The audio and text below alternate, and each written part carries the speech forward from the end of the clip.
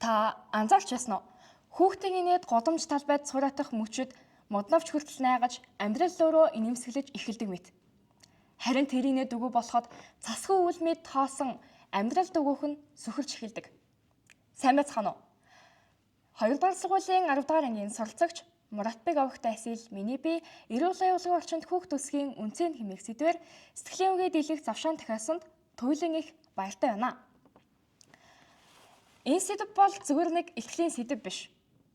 Энэ бол хүүхэд гэж нэрлэгдэх бяцхан зүрх бүрийн амьсгал, ирээдүй гэж нэрлэгдэх эх орныхоо итгэл найдвар юм. Энэ сэдв зөвхөн надад биш, бид бүгдэд хамааралтай үннийг дуудлаа.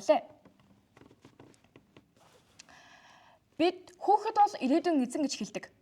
Гэхдээ эзэн гэдэг цол зүгээр өгдөг шагнал биш юм. Энэ бол эрүүл аюулгүй хайр инэрлэлээр дүүрэн орчинд өсөж тарнах замаар олддог хүндэт ирэх юм аа. Биднээс эрүүл аюулгүй орчин гэж яриад байдаг. Гэхдээ энэ нь чухам юу юм болоо? Энэ нь бол зөвхөн ханиад өгдөг газар бол ерөөсөө биш. Энэ нь сэтгэлээ чөлөөтөө илэрхийлж чаддаг, алдаж болно гэдгийг ойлгох эрхтэй гэдгээ мэдэрдэг арчин юм. Харамсалтай нь өнөөдөр олон хүүхдүүд хүчирхийлэл айдас тунд амьдарч байна. Эцгийнх нь архины хамааралтай болсон тул өөрөө насанд хүрээгүй байж дүүнраа тижээж сургуулийн ширээний ард биш ажлын талбарт амьдралтай тэмцэж бүр ирээдүй байтугай өдрийн маргааштаж эргэлзэн амьдарч байна. Гэр гэдэг газар зарим хүүхдийн хувьд хамгаалал бус айдас байдаг. Хайд эцэг аль эсвэл ойрын хамаатны зүгээс бэлгийн хүчирхийлэлд өртөж энэ зүйлд би л буруутай юм байх гэсэн ойлголттойгоор өөрийгөө буруутгаж чимээгүй шаналсаар өсөж байна.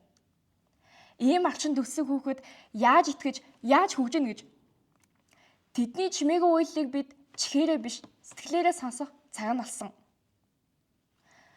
Томчууд бид хот байгуулж чаддаг, бас дээрээс нь замгүйр барьж чаддаг.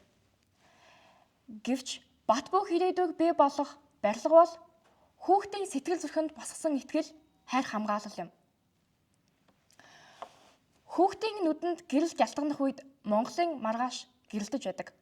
Тиймээс бид бүгдээрээ хүүхдийн төлөө гэсэн сэтгэлээр нэгдэж өнөөдөр тэдэнд хайрлсан хамгаалалт маргаашийн Монголын бат ирээдүй байгээ. Анхаарал хандуулсан та бүхэнд баярлалаа.